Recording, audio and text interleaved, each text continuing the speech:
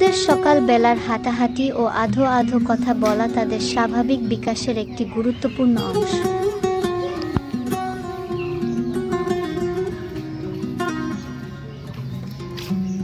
এই সময় তাদের পর্যবেক্ষণ ও সমর্থন করা প্রয়োজন, যাতে তারা নিরাপদে এবং আনন্দের সঙ্গে শেখার সুযোগ পায়।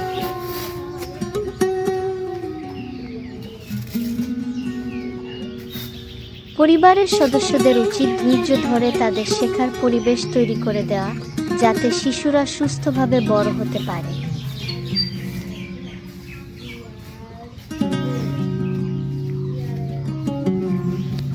শিশুর শারীরিক ও ভাষাগত বিকাশের একটি গুরুত্বপূর্ণ পর্যায় হলো তাদের প্রথম কয়েক বছর।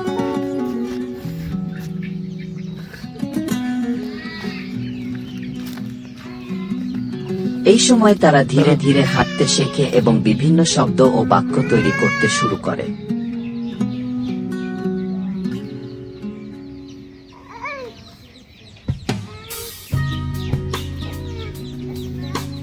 সকালবেলা শিশুদের হাঁটাহাঁটি এবং আধো আধো কথা বলা একটি স্বাভাবিক বিকাশগত প্রক্রিয়া, যা তাদের শারীরিক ও মানসিক বিকাশে গুরুত্বপূর্ণ ভূমিকা রাখে।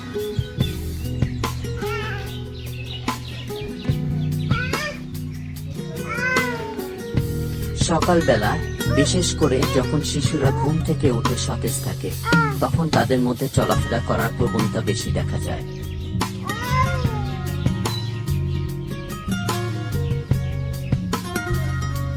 সাধারণত তারা নিজেদের জায়গায় দাঁড়ানোর চেষ্টা করে, ফার্নিচার বা কোনো কিছু ধরে ধরে হাঁটতে শেখে, ছোট ছোট পা ফেলে সামনে এগোনোর চেষ্টা করে, খেলনা বা পরিচিত বস্তুর প্রতি আগ্রহ দেয়।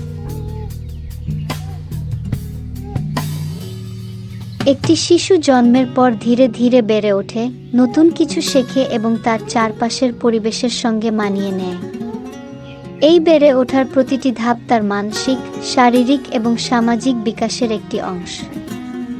হাঁটতে শেখা, আধো আধো কথা বলা, চিন্তা ও অনুভূতি প্রকাশ করা, এসব ধাপে ধাপে শিশুকে ভবিষ্যতের জন্য প্রস্তুত করে।